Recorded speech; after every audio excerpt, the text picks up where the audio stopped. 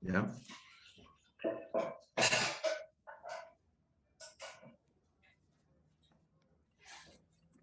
Habíamos avanzado esta diapositiva.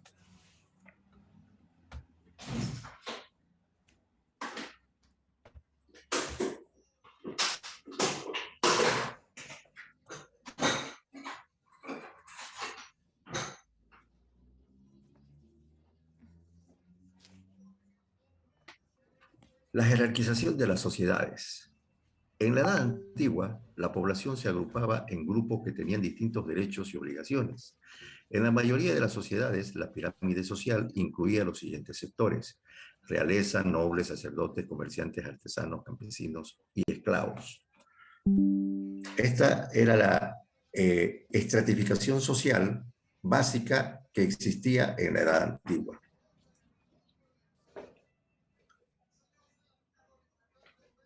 Los monarcas conformaban la cúspide de las clases sociales. En estos grupos se encontraban aquellos faraones, emperadores o reyes que gobernaron los imperios o civilizaciones durante este periodo histórico de la humanidad. La mayoría de estos dirigentes llegaban a ser líderes por herencia o cuando subyugaban a los dirigentes de naciones enemigas. Aristócratas, grupo de personas conectadas a los monarcas, los miembros principales de confianza que servían como ministros del rey. En este grupo también se contaban los parientes, tanto del rey como de su consorte o la reina. Siervos religiosos. La mayoría de los gobiernos durante la Edad Antigua afirmaban ser designados por los dioses. Por esta razón, los sacerdotes o representantes religiosos eran tan importantes, pues estos eran los que comunicaban si los dioses o las entidades a las que se adoraban estaban contentos con los gobernantes. O sea, desde que aparecen las primeras religiones, los sacerdotes se van a convertir en el nexo entre lo terreno y lo divino. Es decir, son los emisarios de los dioses, son los profetas, son los videntes. Y en las principales religiones politeístas que existieron en la Edad Antigua, ¿no? En la mitología escandinava, en la mitología griega, en los dioses romanos, que los romanos van a adoptar los dioses griegos y les van a poner sus nombres. Entonces, los sacerdotes constituían una clase social que estaba por encima del pueblo, pero por debajo de la nobleza y de la autocracia o aristócratas.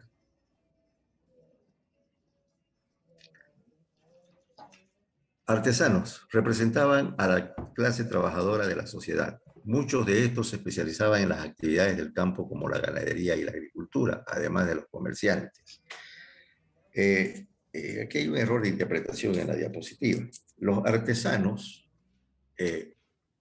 eran los que, podríamos decir, una clase intermedia entre los campesinos, los agricultores, los ganaderos y la gente que vivía en las villas o que vivía en las ciudades, al interior de las ciudades. Los artesanos eran los alfareros que confeccionaban las vasijas de arcilla, eran los guerreros que aprendieron el arte de alear o mezclar los metales para tener metales más duros. No nos olvidemos que la edad de los metales comienza con la historia. Es en la edad de los metales donde comienza la edad antigua, comienza la escritura. Y la edad de los metales viene precisamente de fundir y alear dos metales que son, primero se llama la edad de bronce y después viene la edad de hierro. La edad de bronce, el bronce no es un metal, no es un metal puro. El bronce es la aleación del cobre con el estaño. Alear cobre y estaño da bronce. Entonces, el bronce va a ser el instrumento, va a ser el metal por excelencia en la edad antigua. Hasta que los egipcios, derivados de los hititas, van a descubrir el hierro y van a hacer forjas de hierro, van a alear el hierro, la edad de hierro. Un metal mucho más duro, un metal mucho más resistente, que va a servir para fabricar armas, para fabricar arados, para fabricar utensilios de cocina, y eso va a poner a la humanidad en un estado mucho mayor.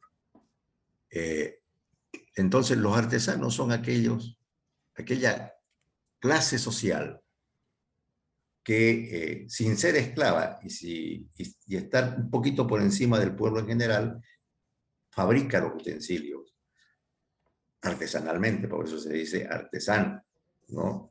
Las vasijas de hierro, las vasijas de arcilla, alfareros, herreros, carpinteros, son artesanos. Junto con los artesanos aparecen los comerciantes. Los comerciantes son los que van a ver y van a facilitar el trueque, primero el trueque o cambio de alimentos o cambio de bienes, ¿no? Van a ir donde los ganaderos, van a adquirir la carne, le van a dar granos, van a adquirir las pieles de los ganaderos. Y en la última escala social están los esclavos. La mayor parte de este grupo estaba compuesto por aquellos prisioneros de guerra a los que se les perdonaba la vida, pero que se les castigaba al ser propiedad de las clases sociales más altas sin ninguna clase de derechos. Los esclavos eran animales de carga. Era mucha suerte que el esclavo quede a trabajar en la casa del amo, porque así no hacía los trabajos duros que tenía que hacer en el campo: arar la tierra, sembrar la tierra, cuidar los animales, cuidar el ganado. Pero no por eso tenían la condición de ser libres. Los esclavos eran esclavos hasta que morían, y sus hijos nacían esclavos y continuaban siendo esclavos.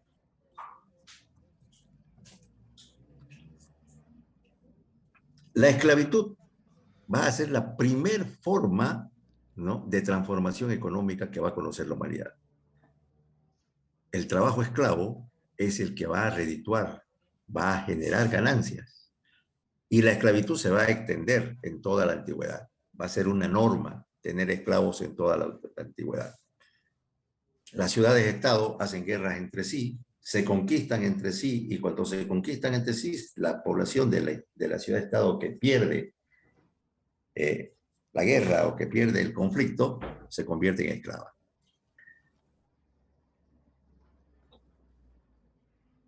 Los esclavos eran personas que no eran libres y pertenecían a un amo al que le debían obediencia. Cuando los esclavos cuando los soldados eran capturados prisioneros, o la población era capturada y era hecha prisionera de una ciudad-estado y llevada hacia otra ciudad-estado, como una forma de conseguir riqueza, los soldados se los entregaban a los traficantes de esclavos. Los traficantes de esclavos los comercializaban, los vendían en los mercados, en los centros, y era el comercio que existía.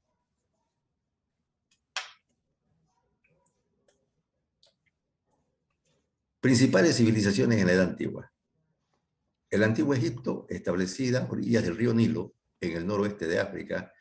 La primera dinastía creó un imperio unificado al unir el Alto y el Bajo Egipto hacia el año 3150 a.C. Las principales creaciones de la civilización egipcia fueron la escritura jeroglífica, la construcción de pirámides y la momificación de los cadáveres de los faraones. La Mesopotamia asiática, situada entre los ríos Tigris y Éufrates, en la llamada Media Luna de las tierras fértiles, a partir del 3500 a.C.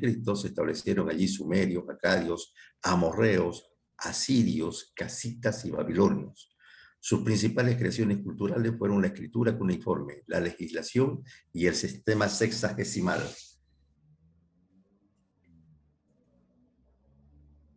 La Hélade o la antigua Grecia, situada en el extremo sur de la península de los Balcanes, fue la cuna de la filosofía, la historia, la comedia, la tragedia, la política y los Juegos Olímpicos. En una de sus ciudades-estado, la Atenas del siglo V, es decir, 500 años antes de Cristo, se creó la democracia directa como forma de gobierno. Conocidos por su sobrenombre, helenos, la construcción de palacios, esculturas, estatuas y otras obras artísticas fueron rasgos importantes de los griegos. Su fin vino con la muerte de su fundador, Alejandro Magno, quien falleció solo cuando tenía 32 años. Roma, surgida en el centro de la cultura italiana, de la actual Italia, perdón, hacia mediados del siglo VIII antes de Cristo, la civilización romana llegó a dominar todas las costas del mar Mediterráneo. En aquellos amplios territorios, los romanos difundieron su lengua, el latín, y sus leyes, su manera de construir ciudades.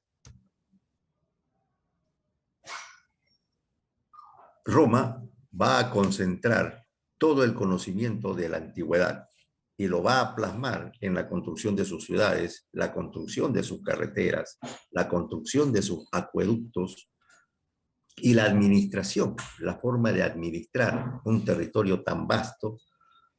En el apogeo del Imperio Romano, 200 años antes de Cristo, en el siglo II antes de Cristo, todos los territorios que hoy conocemos como Europa Occidental, desde Alemania hasta España y desde Inglaterra hasta Italia y los Balcanes, era conocido como el mundo romano. El mar Mediterráneo era conocido como el mar romano, porque los romanos tenían control sobre todas las costas del mar en el norte de África, en el Medio Oriente y obviamente las costas europeas.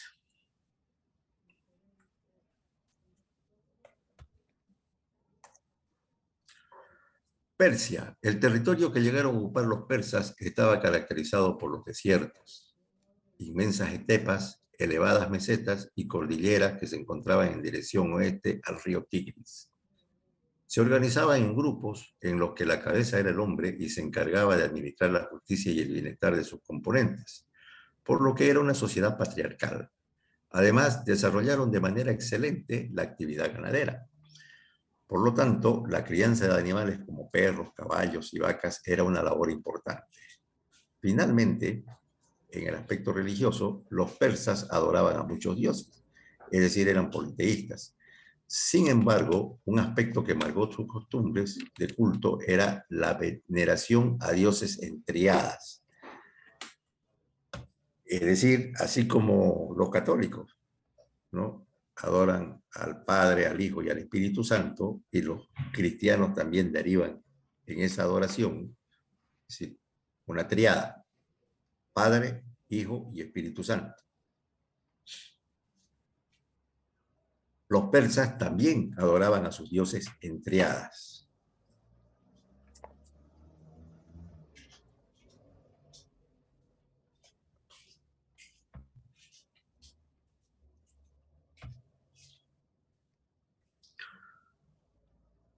Principales acontecimientos que van a ir marcando la Edad Antigua. Entre 1800 y 1600 a.C., una oleada de pueblos indoeuropeos provenientes de las estepas euroasiáticas invadió la península de los Balcanes y el Asia Menor.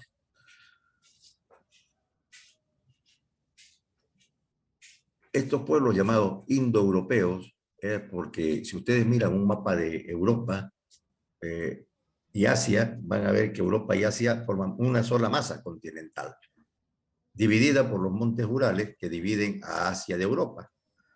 Entonces,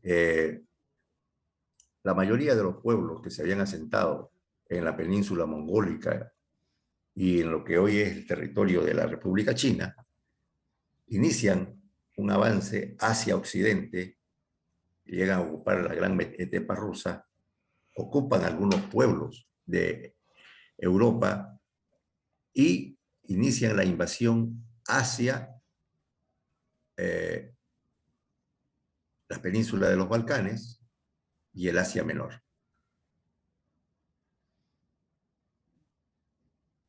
La guerra de Troya entre 1260 y 1250 a.C., que enfrentaron a troyanos y griegos por el dominio del comercio entre el Egeo y las costas del Mar Negro, aunque, de acuerdo al relato de Homero, la guerra de Troya se inició por el rapto de la princesa Helena por parte del hijo menor del rey Príamo de Troya, ¿no? París. Segunda invasión indoeuropea hacia el 1200 a.C. Una segunda oleada de pueblos indoeuropeos se extendió por Europa meridional, Asia Menor y la meseta del Irán. Guerras médicas. Entre el 490 y el 449 a.C. se enfrentaron el imperio persa y las polis griegas por el dominio de la cuenca del mar Egeo.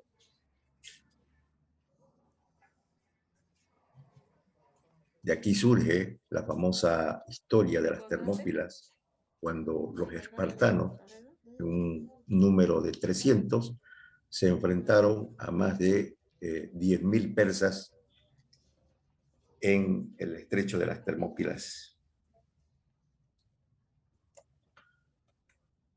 La expedición de Alejandro Magno a Oriente entre el 334 y el 326.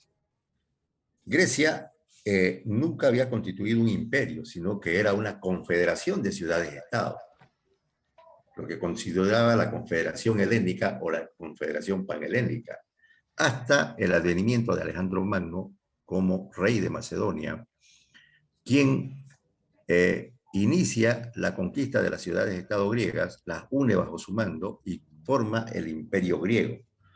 Con este imperio se lanza a ponerle fin al asedio del enemigo que tenían los griegos en ese entonces y que eran los persas. Alejandro Magno cruza el mar Egeo, invade Persia, derrota al rey Darío, el rey persa, toma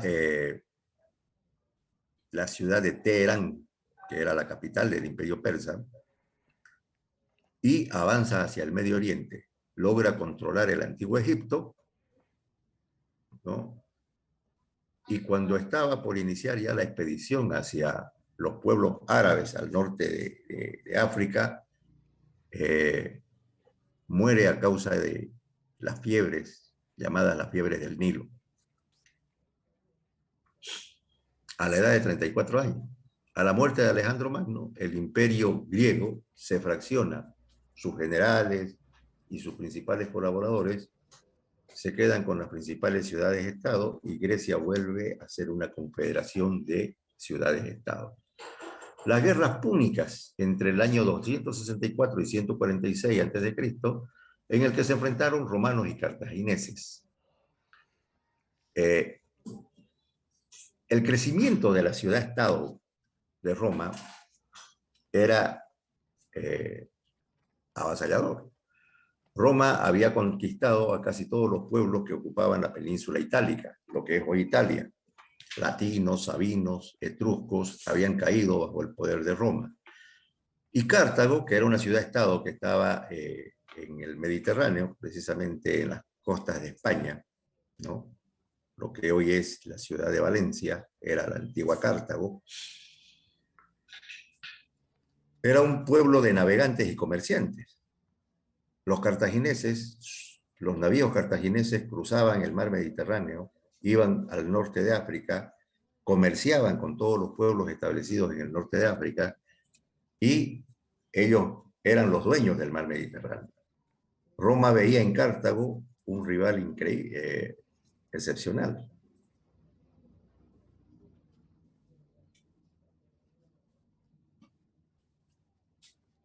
Las guerras púnicas terminaron con la victoria de Roma, aunque en dos oportunidades Aníbal, el cartaginés, el general cartaginés más prominente, había puesto cerco a Roma y había derrotado a las legiones romanas. Roma tuvo que traer a un general que por entonces estaba ocupando Egipto y que se llamaba Aníbal, Escipión el africano. Escipión el africano es el que va a derrotar a Aníbal, va a poner cerco a Cartago y va a destruir Cartago. En Cartago se va a aplicar lo que el mundo va a conocer como la paz romana. Cartago va a ser destruida. Y como un símbolo de que esa ciudad nunca más iba a volver a florecer y nunca más iba a volver a crecer, los romanos pasaron el arado. Se hicieron poquísimos esclavos en Cartago. Los cartagineses prácticamente fueron exterminados. Tanto la población, niños, mujeres, ancianos y aquellos hombres que estaban en edad de combatir fueron pasados a cuchillo. Ese fue el ejemplo que Roma quiso poner al mundo para demostrar a todos aquellos pueblos que se enfrentaban y se oponían a la expansión de Roma, que era mejor aliarse a Roma que entrar en guerra con Roma.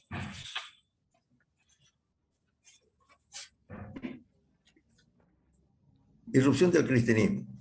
En tiempos del emperador romano Tiberio, 14 al 37 después de Cristo, un judío, Jesús de Nazaret, predicó una nueva religión monoteísta, que luego de su crucifixión comenzó a ser llamada cristianismo.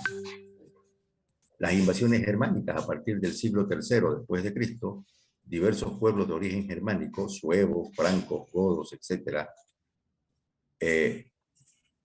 traspasaron las fronteras del Imperio Romano.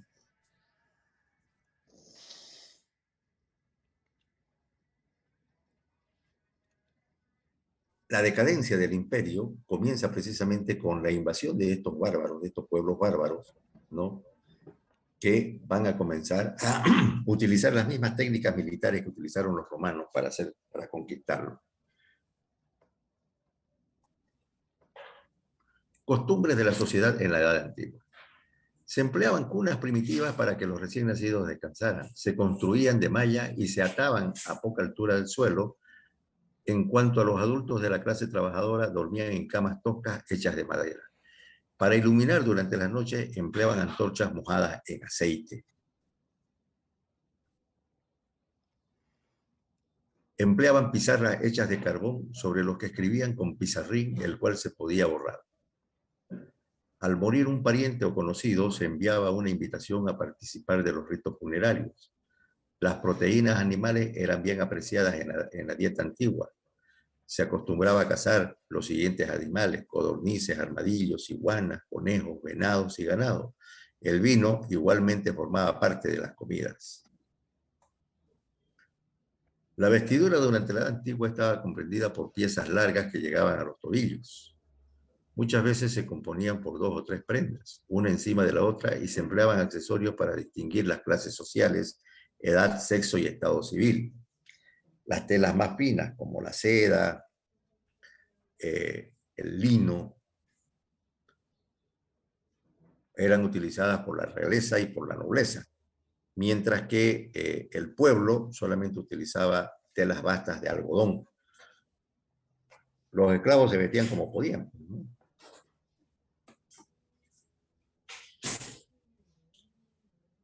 Las nociones básicas de escritura y lectura eran enseñadas por maestros que atendían a niños y niñas por igual en escuelas. Miembros de las clases sociales altas existían las figuras de los sociales, de los tutores. Estos eran personas reconocidas por su amplio conocimiento de literatura y matemáticas que impartían clases personalizadas para los adolescentes. Las niñas no recibían esta clase de educación. Solo sabían leer y escribir, y a partir de la adolescencia se les impartía las habilidades necesarias para manejar un hogar y convertirse en esposa y madre. El papel de la mujer durante la antigüedad fue reducido exclusivamente a las tareas del hogar y la reproducción. La mujer no tenía más derechos que un hombre libre, digamos, una persona del pueblo.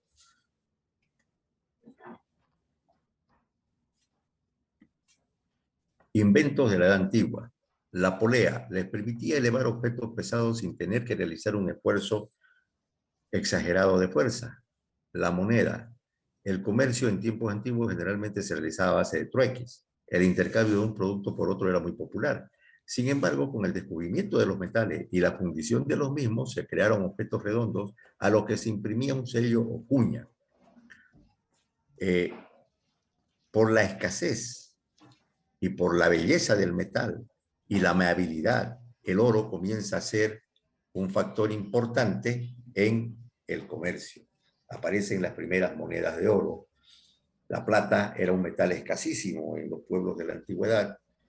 En Europa solamente existía un yacimiento gigantesco de plata que se encontraba en lo que hoy es la antigua Yugoslavia. Entonces, la plata era mucho más escaso que el oro. La plata comienza a tener un valor preponderante como moneda a partir del siglo VII, siglo VI, siglo VII, después de Cristo.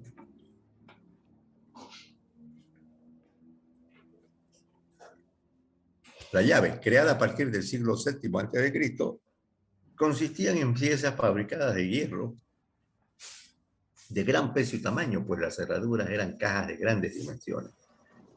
El faro, el primero que se conoce en la historia fue el famoso faro de Alejandría. Este invento les permitía a los navegantes tener una guía y protección al surcar aguas desconocidas. La rueda, su aparición fue en el año 4000 a.C. y de acuerdo a los descubrimientos realizados, los sumerios fueron sus inventores y los primeros en emplearla. Este invento va a revolucionar el transporte porque va a permitir la construcción de carros, carromatos, carrozas, ¿no? Y va a facilitar el transporte de mercaderías, el transporte de alimentos, el transporte de materiales, lo que va a facilitar la construcción, es decir, va a evolucionar el método de construcción. De las chozas de paja y barro va a aparecer la casa de piedra, van a conocer las grandes construcciones de piedra, y de la piedra, ya con la antigua Roma, los romanos van a descubrir el concreto, y el concreto va a servir para revolucionar la construcción. Bien, jóvenes, aquí terminamos este tema, ¿no? Ahí está el trabajo práctico que tienen que realizar un práctico a mano de mínimo 2 planas de la influencia de los inventos en la época antigua sobre la sociedad en la edad antigua. Examen del tema 1 al tema 3 el lunes 18 a las 7:30 de la mañana. ¿Ya?